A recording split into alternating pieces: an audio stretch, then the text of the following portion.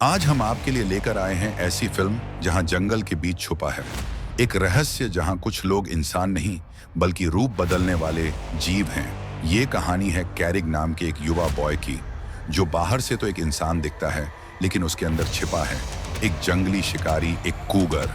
उसे तय करना है कि वो कौन है, इंसान या वुडवॉकर। कहानी शुरू होती है। कैरिग एक युवा लड़का है जो आकार बदल सकता है। वह अपने परिवार के साथ पहाड़ों में रहता है। हालांकि उसके पास इंसान का रूप लेने की शक्ति है, फिर भी वह ज्यादातर समय एक एक बड़े बिल्ली जैसे जानवर के रूप में ही रहता है।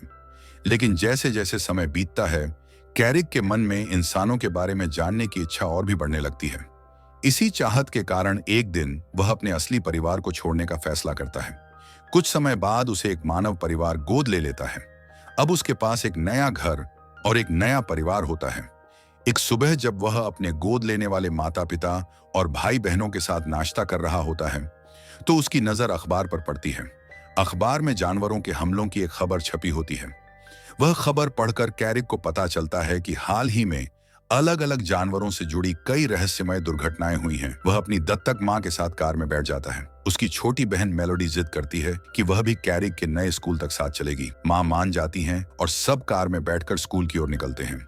यात्रा के दौरान कैरिग नोटिस करता है कि दो कौवे उनकी कार के पीछे पीछे उड़ रहे हैं। वह सोचने लगता है कि क्या वे साधारण कौवे हैं या फिर शायद वे भी उसी की तरह आकार बदलने वाले प्राणी हैं। शाम होते होते लंबी यात्रा से थका परिवार रास्ते में एक होटल में रुकने का फैसला करता है ताकि थोड़ा आराम कर सकें। लेकिन कैरिग देखता है कि वही दो कौवे अब भी उनके पीछे पीछे हैं। रात में कैरिग को बाहर से कुछ आवाजें सुनाई देती हैं।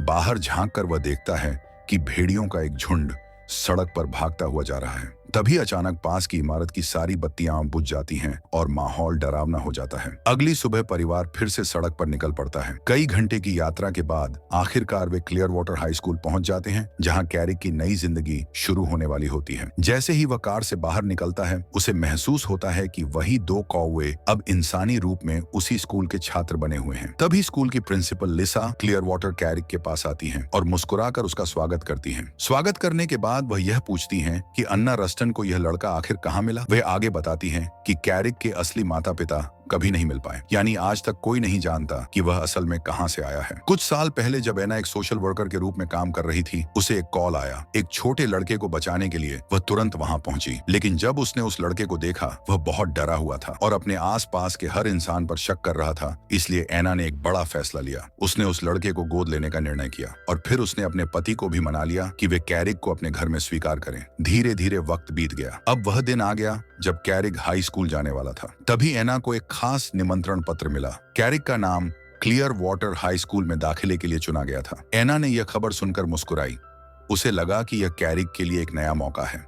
वह हमेशा से शहर में अकेलापन महसूस करता था। उसे कभी नहीं लगा कि वह बाकी लोगों की तरह है, लेकिन अब शायद यह स्कूल उसे नए दोस्त और नई जिंदगी दे सकता है। सारे सवाल खत्म होने के बाद लिसा मुस्कुराकर कहती हैं, क्या मैं कैरिग से थोड़ी देर अकेले में बात कर सकती हूँ? एना सिर हिलाती है और कमरे से बाहर चली जाती है। अब लिसा और कैरिग आमने सामने बैठे हैं। कुछ पल की खामोशी के बाद लिसा उसकी आंखों में देखकर कहती हैं, मुझे तुम्हारा रहस्य पता है कैरिग, वो रहस्य जिसे तुम इतने सालों से सबसे छिपा रहे हो। कैरिग ये सुनकर चौंक जाता है। वह घबराकर पूछता है, कौन सा रहस्य? लिसा जवाब देती है, इस स्कूल के सारे छात्र और सदस्य रूप परिवर्तनशील हैं, बिल्कुल तुम्हारी तरह।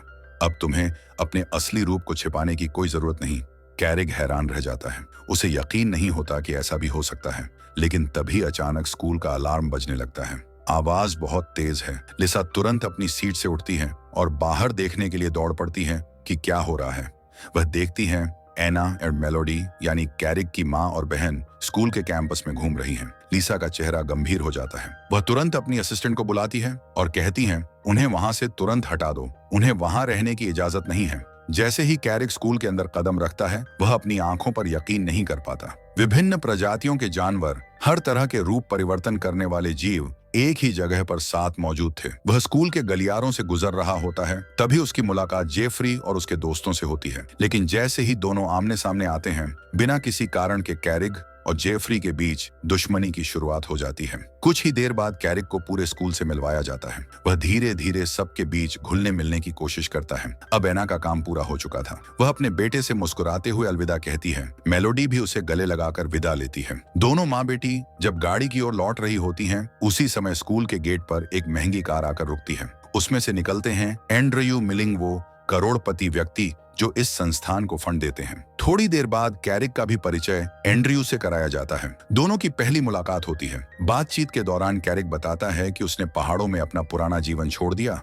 और इंसानों के बीच रहने का फैसला किया। वह कहता है, मुझे हमेशा लगता था कि मेरी जिंदगी में कुछ कमी है, कुछ ऐसा जो मैं कभी महसूस नहीं कर पाऊंगा। अगर मैं हमेशा के लिए एक कॉन्गर बना रहता। इसी दौरान वह खिड़की खोलता है और तभी एक छोटा चूहा जैसा जानवर कमरे में आ जाता है। वह अपने पंजे जोड़कर कैरिक के सामने रुकता है और अपना परिचय देता है। वह कहता है, मेरा नाम होली है और मुझे तुम्हारा मार्गदर्शक नियुक्त किया गया है। कैरिक थोड़ा हैरान होता है, लेकिन होली मुस्कुराते हुए कहती है, चलो मैं तुम्हें तुम्हारी पहली रूप परिवर्तन कक्षा में ले चलती हूँ। दोनों साथ में क्लास की ओर बढ़ते हैं। क्लास में पहुंचने पर मिस्टर वुड, जो वहाँ के शिक्षक हैं, सभी छात्रों से कहते हैं, ध्यान से सुनो, अपनी शक्तियों का इस्तेमाल तुम सिर्फ कक्षा के दौरान ही कर सकते हो, इसके अलावा कभी नहीं। और रूपांतरण करते समय हमेशा इस बात का ध्यान रखो कि कोई इंसान तुम्हें देख न ले। सभी छात्र सिर हिलाकर हाँ कहते हैं। तभी मिस्टर एलवुड मुस्कुराते हुए कहते हैं, क्योंकि कैरिक हमारे स्कूल में नया छात्र है, तो आज अपनी शक्तियों का प्रदर्शन वही करेगा।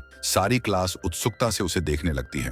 कैरिक धीरे धीरे आगे बढ़ता है और अपना ध्यान केंद्रित करता है ताकि वह अपने पशु रूप में बदल सके। लेकिन तभी कुछ अप्रत्याशित होता है। उसके शुरू करने से पहले ही ब्रैंडन अचानक रूपांतरित हो जाता है। वह एक जंगली सांड में बदल जाता है और थोड़ी ही देर में वह अपने इंसानी रूप में वापस नहीं रह पाता। क्लासरूम में अफरा तफरी मच जाती है और सभी को समझ आ जाता है कि इस स्कूल में सिर्फ पढ़ाई नहीं बल्कि खतरे भी छिपे हुए हैं। अपने सहपाठी को इतनी आसानी से रूप बदलते हुए देखकर कैरिक के मन में डर बैठ जाता है। उसे महसूस होता है कि वह अभी अपने पशु रूप से पूरी तरह अलग हो चुका है, इसलिए वह रूपांतरण करने का प्रयास छोड़ देता है।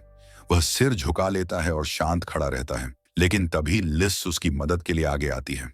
वह कैरिक से कहती है, अपनी आंखें बंद करो और अपने अतीत को याद करो। कैरिक धीरे धीरे अपने पुराने जीवन को याद करने लगता है। उसे याद आता है कैसे वह अपने जैविक परिवार के साथ जंगलों में दौड़ा करता था, पेड़ों के बीच, आजादी से। और तभी वह फिर से अपने असली रूप में बदल जाता है, एक शक्तिशाली कॉगर में। इसके बाद प्रिंसिपल लिसा सबको आदेश देती है, अब सब अपने अपने रूप में बदलो। कुछ ही पलों में पूरा स्कूल बदल जाता है। हर ओर भेड़िए, बिल्लियां, पक्षी और कई अलग अलग जीव दिखाई देने लगते हैं। कुछ घंटे बाद वह अपने नए कमरे में आराम कर रहा होता है। तभी दरवाजे पर ब्रैंडन आता है। वह मुस्कुराकर कहता है, लगता है अब हम रूममेट्स हैं। दोनों एक दूसरे से बातें करने लगते हैं। अचानक होली प्रकट होता है और ऊंची आवाज में कहता है, चलो जल्दी करो, कैफेटेरिया जाने का समय हो गया है। कैरिक और ब्रैंडन हंसते हुए उसके पीछे निकल पड़ते हैं। वहां पहुंचकर वे अपनी ट्रे में खाना लेते हैं। उसी समय कैरिक की मुलाकात डोरियन से होती है। वह लड़का जो बिल्ली में बदलने की क्षमता रखता है। डोरियन हंसते हुए कहता है, क्लियर वाटर हाई में आने से पहले मैं एक इंसान के घर में पालतू बिल्ली था और एक दिन जब मैं सार्डिन का डिब्बा खोल रहा था तो रंगे हाथों पकड़ा गया। सभी हंस पड़ते हैं। कुछ दिनों बाद कैरिक जब अपना पशु रूप दिखाता है तो उसके सहपाठी उसे ज्यादा सम्मान देने लगते हैं। रात होने पर कैरिक अपने कमरे में लेटा होता है। वह अपने परिवार के सपने देख रहा होता है। तभी अचानक उसे कोई हिलाता है।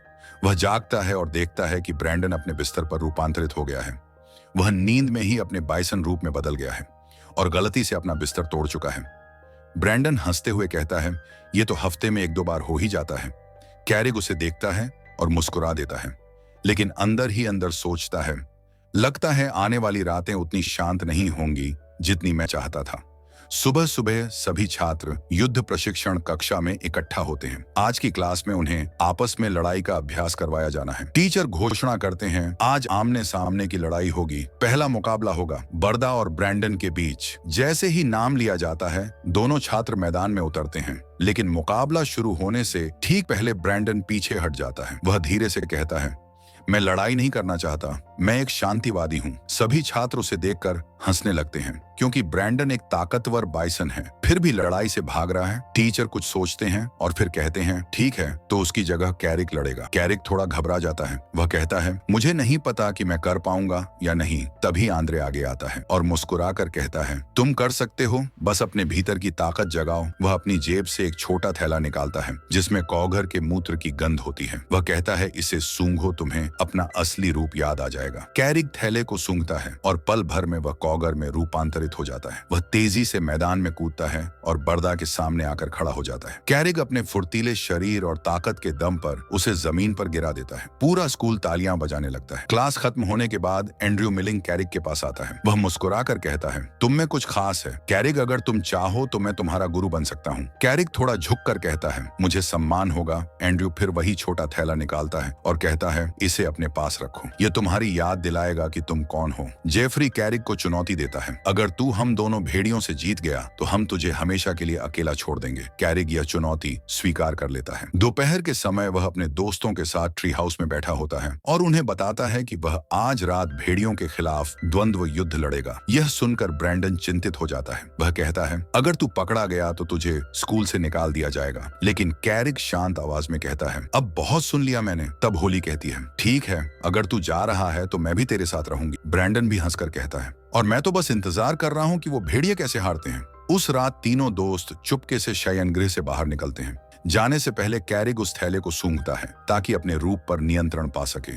थोड़ी देर बाद वे तय की हुई जगह पर पहुंचते हैं। कैरिक चारों ओर देखता है और पूछता है कहाँ हैं वो दो भेड़िए जिनसे मुझे लड़ना है। लेकिन तभी अंधेरे से कई आंखें चमकती हैं। वह अपने कौगर रूप में गरजता है और मुकाबला शुरू करता है। शुरुआत में वह सब पर भारी पड़ता है, लेकिन तभी पीछे से एक हमला होता है। अब सारे भेड़िए मिलकर उस पर टूट पड़ते हैं। यह देखकर होली तेजी से ब्रैंडन को धक्का देती है। वह पूरे जोश से दौड़ता है और भेड़ियों के झुंड पर हमला कर देता है। अब जेफरी और उसका झुंड पीछे हटने पर मजबूर हो जाते हैं। उनके पास हार मानने के अलावा कोई रास्ता नहीं बचता। अगली सुबह क्लास में माहौल अजीब होता है। टीचर जेम्स देखते हैं कि कई छात्र घायल हैं।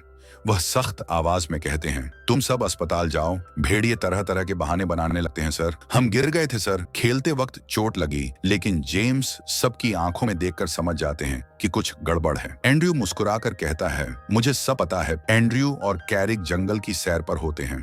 करोड़पति एंड्रयू गंभीर लहजे में कहता है एक सच्चे कौघर को कभी मदद की जरूरत नहीं होती, भले ही उसके सामने 4 भेड़िए क्यों न हो। अगर तू असली शिकारी बनना चाहता है तो खुद पर भरोसा करना सीख। कैरिक चुपचाप उसकी बातें सुनता रहता है। एंड्रयू आगे कहता है तूने बहुत छोटी उम्र में अपना परिवार छोड़ दिया था, इसलिए तूने कभी असली शिकार करना नहीं सीखा। अब मैं तुझे सिखाऊंगा क्योंकि मैं चाहता हूँ कि तू एक सच्चा शिकारी बने। सैर खत्म होने के बाद एंड्रयू कैरिक को वापस स्कूल ले आता है, लेकिन वहाँ प्रिंसिपल लिसा उनका इंतजार कर रही होती है। वह गुस्से में कहती है मिस्टर मिलिंग, मैंने आपसे कहा था कि किसी भी छात्र को खास तवज्जो मत दीजिए। एंड्रयू बिना कुछ कहे वहाँ से चला जाता है। फिर लिसा कैरिक के पास आती है और सख्त लहजे में कहती है अगर तुम इस स्कूल में रहना चाहते हो तो तुम्हें बाकी सब की तरह नियमों का पालन करना होगा। वह आगे कहती है कक्षा के समय के अलावा कभी भी किसी छात्र से लड़ाई नहीं करना, वरना तुम्हें स्कूल छोड़ना पड़ेगा। कैरिक सिर झुका लेता है और कहता है जी मैम। लिसा के जाते ही होली और ब्रैंडन वहां पहुंचते हैं। होली पूछती है क्या हुआ, प्रिंसिपल इतनी नाराज क्यों थी। कैरिक कुछ कहने ही वाला होता है कि तभी उसकी नजर पड़ती है लू पर जो जंगल की तरफ जा रही होती है। कैरिक तुरंत कहता है मैं अभी आता हूं और वह उसके पीछे निकल जाता है। जंगल में पहुंचकर दोनों देखते हैं कि वहां शिक्षकों का एक समूह खड़ा है जो आपस में कुछ गंभीर बात कर रहे हैं। वे कह रहे होते हैं ये जो हाल में जानवरों के हमले हुए हैं ये सामान्य नहीं लगते। दूसरा शिक्षक कहता है हाँ ये किसी असली जानवर का काम नहीं है, कहीं ऐसा तो नहीं कि इसमें शेप शिफ्टर्स का हाथ हो लूं। और कैरिक एक दूसरे की तरफ देखते हैं। बातचीत सुनकर दोनों के चेहरों का रंग उड़ जाता है। इससे पहले कि हालात बिगड़े हमें वुडवॉकर काउंसिल के साथ एक ठोस योजना बनानी होगी। कैरिक और लू धीरे से वहां से निकल जाते हैं। स्कूल लौटते वक्त कैरिक धीरे से कहता है जब मैं अपनी माँ और बहन के साथ पड़ोसी शहर में था तब मैंने अपनी आंखों से देखा था कि 4 भेड़िए इंसानों पर हमला कर रहे थे। वह रुकता है और गहरी सांस लेकर कहता है मुझे पूरा यकीन है कि वो जेफरी और उसके दोस्त थे। अगले दिन की सुबह जैसा कि तय हुआ था एंड्रयू कैरिक को लेकर फिर से जंगल चला जाता है।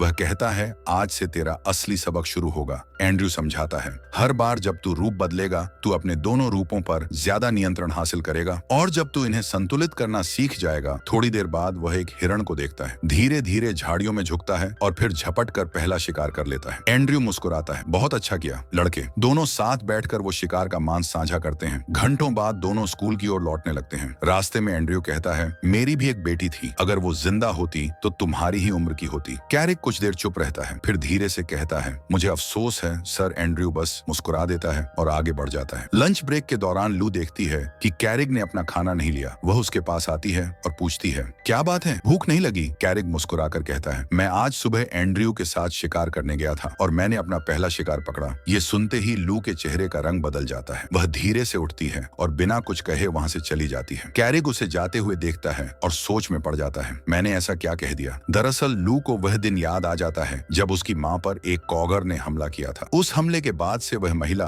फिर कभी सामान्य रूप से चल नहीं पाई। इसलिए लू के दिल में कॉगरों के लिए हमेशा नफरत और डर रहा। कैरिक को यह बात समझ नहीं आती, लेकिन उसे महसूस होता है कि उसने अपने दोस्त का दिल दुखाया है। वह तुरंत उसके पीछे जंगल की ओर भागता है, लेकिन चाहे जितना भी ढूंढे वह लू को नहीं ढूंढ पाता। कैरिक अपने कमरे में होता है। वह बिस्तर पर लेटकर नींद आने की कोशिश करता है। अचानक रात की खामोशी में उसे बाहर से जेफरी की चीखें सुनाई देती हैं। वह चौंक कर उठ बैठता है, यह पता लगाने की कोशिश में कि झुंड क्या करने की योजना बना रहा है। कॉगर उनका पीछा करने का फैसला करता है और उन्हें नजदीकी शहर तक ट्रैक करता है। वहां पहुंचकर भेड़िए एक सुरक्षा गार्ड को डराकर एक फैक्ट्री में घुस जाते हैं, लेकिन तभी कैरिक उन्हें रंगे हाथों पकड़ लेता है। जब उन्हें पता चलता है कि कोई उनका पीछा कर रहा था, तो भेड़िए मिलकर बिल्ली पर हमला करने की तैयारी करते हैं। लेकिन ठीक उसी समय एंड्रयू वहां पहुंच जाता है और लड़ाई शुरू होने से पहले ही सबको रोक देता है। वह गुस्से में सभी छात्रों को आदेश देता है कि वे तुरंत कार में बैठ जाएं। भेड़ियों को वापस स्कूल ले जाया जाता है और कैरिक को एंड्रयू एक निजी बातचीत के लिए बुलाता है। बातचीत के दौरान यह खुलासा होता है कि दरअसल एंड्रयू ही उन सभी हमलों का जिम्मेदार था। यह सुनकर कैरिक टूट जाता है और गुस्से में कहता है कि उसे उस पर कभी भरोसा नहीं करना चाहिए था। एंड्रयू उसे बताता है कि कुछ साल पहले उसने अपनी पत्नी और बेटी को खो दिया था, जो जंगल में टहलने गई थी और एक शिकारी ने उन्हें मार डाला था। उस दिन के बाद से